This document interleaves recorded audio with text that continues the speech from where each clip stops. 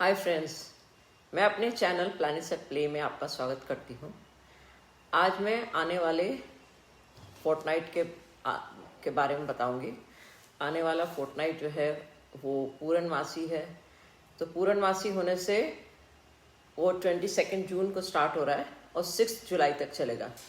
पूर्णमासी होने से सूर्य और चंद्रमा आमने सामने रहेंगे।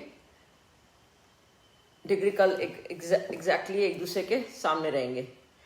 सूर्य जो रहेगा वो कर्क राशि में 1 डिग्री 7 मिनट पे सेकेंड हाउस में रहेगा और चंद्रमा मकर राशि में कैप्रिकॉन में 1 डिग्री 7 डिग्री में 8वें भाव में रहेगा। और जो सेकेंड हाउस मंडेन एस्ट्रोलॉजी में कंट्री की फाइनेंशियल कंडीशन दिखाता है, आर्थिक वित्तीय रेवेन्यूज दिखाता है, ट्रेड दिखाता है, कॉमर्स है, एक्सपोर्ट है और करेंसी और इसके सर्कुलेशन के बारे में और स्टॉक मार्केट के बारे में, इससे रिलेटेड न्यूज़ हमें सेकेंड हाउस से देखने को मिलती है। और 8th हाउस जो है एक्चुअली तो डेथ का हाउस है। तो in country it can show कि कोई प्रोमिनेंट पर्सन की डेथ दिखा सकता है। कंट्री के फाइनेंशियल रिलेशन अदर कंट्रीज के साथ दिखा सकते हैं, लोन्स दिखा सकता है, लेगेसी, इनहेरिटेंस मैटर्स, लोन पे ऑफ, ये सब चीज़ें, टैक्सेशन, ये सब मैटर्स देखने को मिल सकते हैं। ये जो ल्यूनेशन है वो मंगल के साथ और कायरन के साथ अच्छे एस्पेक्ट बना रहा है और नेपच्यून के साथ स्क्वायर हार्ड एस्पेक्ट बना रहा है। तो इसका मतलब क्या हुआ कि ओवरऑल जो कमिंग वीक है वो थोड़ा मीडियोकर रिजल्ट ही देगा और थोड़े प्रॉफिट्स भी दे सकता है, थोड़े लॉसेस भी दे सकता है। या we need to be careful कि सावधानी से साथ काम करना चाहिए, otherwise we can incur losses. शुक्र जो है वो ट्रैवल करेगा कर्क राशि में 5 डिग्री 52 मिनट सेकेंड हाउस से कर्क राशि 2257 थर्ड हाउस में, और ये स्क्वायर एस्पेक्ट बनाएगा नेपच्यून के साथ 24th को।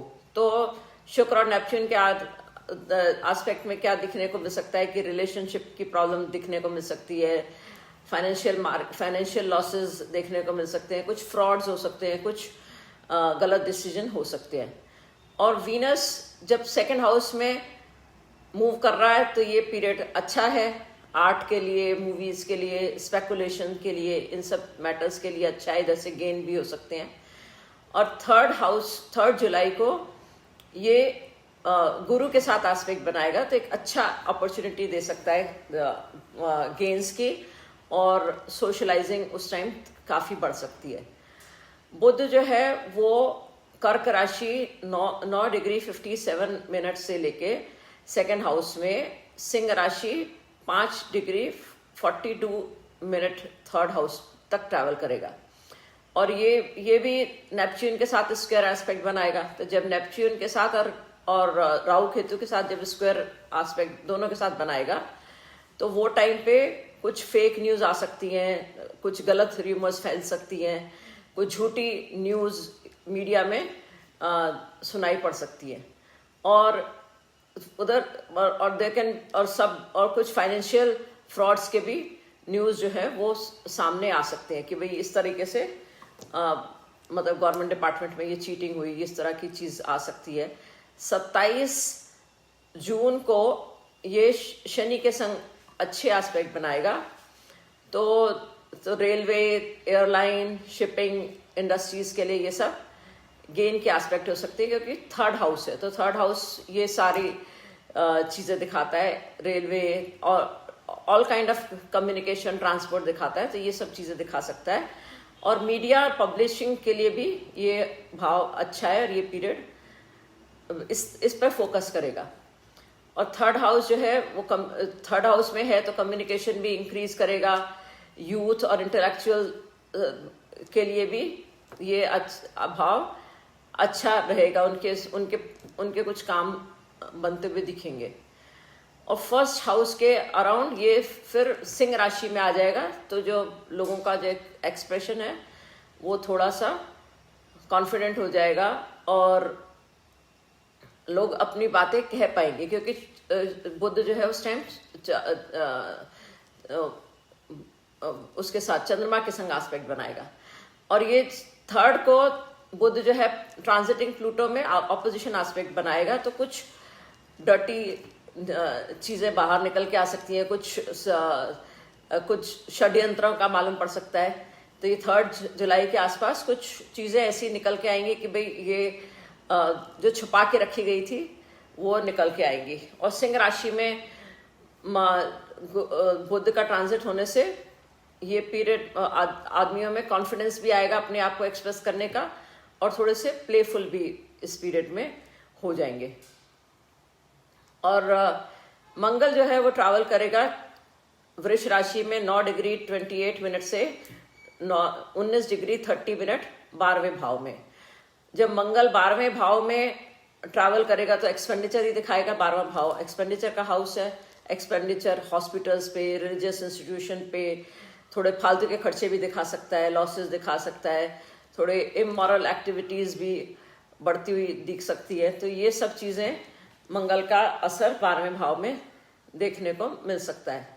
और मंगल जो है वो स्क्वायर एस्पेक्ट बनाएगा शनि, प्लूटो, मरीडियन कस्प और वीनस के साथ। तो क्या है कि जैसे ब्लेम गेम चलेगा कि इसकी वजह से ऐसे हुआ, उसकी वजह से ऐसे हुआ, और थोड़ी मैनिपुलेटिव टेंडेंसीज भी देखने को मिल सकती हैं कि गवर्नमेंट रिलेटेड दिख सकती है, अथॉरिटीज़ के अगेंस्ट लोग ये सब चीज़ें देखने को मिल सकती है। और जो सीक्रेट एनिमीज हैं वो भी गवर्नमेंट के अगेंस्ट काम कर सकते हैं, षड्यंत्र हो सकते हैं। और प्लूटो जो है वो एक्वेरियस राशि में 21 जनवरी को एंटर कर गया था, राशि परिवर्तन हुआ था। और ये प्लूटो जो है वो रेट्रोगेट चल रहा है। तो ये पीरियड जो है वो दिखाता है कि थोड़ा सा कि मैनिपुलेटिव टेंडेंसीज को ये इंक्रीज करेगा कि ये लोग फेयर गेम में बिलीव नहीं करेंगे, सोचेंगे हमें कैसे भी करके ये काम करना है, और जो उनका ऑब्सेशन है, जो वो चाहते हैं उसके लिए ज़्यादा प्रगतिशील रहेंगे। और शनि जो है वो 11वें भाव में अब आ गया है और पाइसिस 19 डिग्री 11 मिनट पे है, और 30 जून को ये वक्री हो जाएगा। तो जब शनि पाइसिस राशि में है तो ये अब हमारे को, हम लोग अपने मतलब मेंटली या फिजिकली हेल्थ पे थोड़ा सा ध्यान देंगे, और उसको हीलिंग के लिए हमें लगेगा कि हाँ हमारे को अपने हेल्थ इश्यूज को टैकल करना चाहिए, फिजिकल हेल्थ को, मेंटल हेल्थ को टैकल करना चाहिए और उसका ध्यान रखना चाहिए। और शनि जो 11वें हाउस में जब ट्रैवल कर रहा है तो ये एक तरह से 11वां हाउस क्या है कि लॉन्ग टर्म प्लान्स हैं, ड्रीम्स हैं, तो उधर चेंजेस देखने को मिलेंगे। लॉन्ग टर्म प्लान्स में चेंजेस देखने को मिलेंगे। अथॉरिटी फिगर्स के साथ तो उनको थोड़े से चेंजेस, उनको अपने जो लॉन्ग टर्म प्लान्स जो सोचे हैं, जो पंचवर्षीय योजना और ये जो भी सोचा है उसमें थोड़े से चेंजेस देखने को मिलेंगे। और पार्लियामेंट का भी ये हाउस है, तो काफ़ी और आर्ग्यूमेंट पार्लियामेंटेरियंस के बीच में ये पीरियड में देखने को मिल सकती है। और नेपच्यून जो है वो रेट्रोगेट हो जाएगा 3 जुलाई से। तो और ये 11वें भाव में चल रहा है, तो ये भी फोकस हमारा दिखा रहा है कि पैट्रियाटिक फीलिंग्स के लिए और ये हम अपने कंट्री के प्राउड के लिए ये सब चीज़ें, ये 11वां नेपच्यून जो है 11वें भाव में ट्रैवल दिखा रहा है। और गुरु जो है वो ट्रैवल करेगा मिथुन राशि में 6 डिग्री 14 मिनट से मिथुन राशि 9 डिग्री 16 मिनट फर्स्ट हाउस में। और तो ये क्या करेगा कि गवर्नमेंट काफ़ी थोड़े profitable agreement and contract sign करने की अपॉर्चुनिटीज़ देगा। और ये फर्स्ट हाउस में नेक्स्ट ईयर मई 2025 तक रहेगा। तो ये कंट्री के लिए एक अच्छा टाइम है, लोग पीसफुल रहेंगे, हैप्पी रहेंगे ये, और थोड़े सेटिस्फाइड रहेंगे, सेटिस्फेक्शन लोगों के बीच में ये पीरियड में रहेगा। और ये नेटल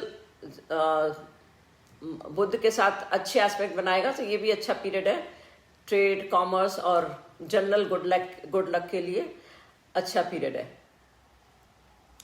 और नेपच्यून के संग अच्छे एस्पेक्ट बनाएगा तो काफ़ी इंस्पिरेशनल रहेगा कि आइडियलिज्म लोगों में बढ़ेगा, कि लोगों को लगेगा कि हमें कुछ अच्छा करना चाहिए, लोगों की मदद करनी चाहिए, ऐसी चीज़ें देखने को मिल सकती है।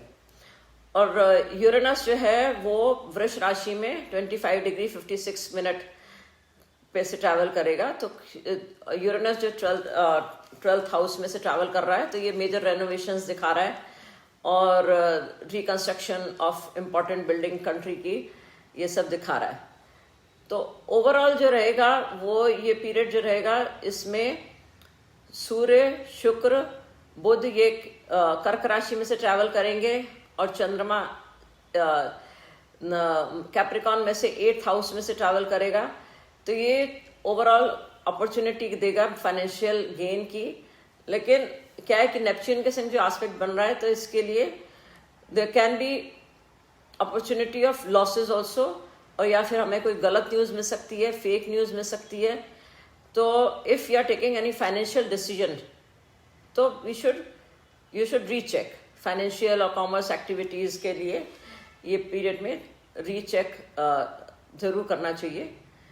और प्लूटो जो है वो एक्वेरियस राशि में से ट्रैवल कर रहा है, तो इस पीरियड में काफ़ी रेवोल्यूशंस हो सकते हैं, रीऑर्गेनाइजेशंस हो सकते हैं, काफ़ी इक्वालिटेरियन सोसाइटी के चीज़ें सामने आ सकती हैं।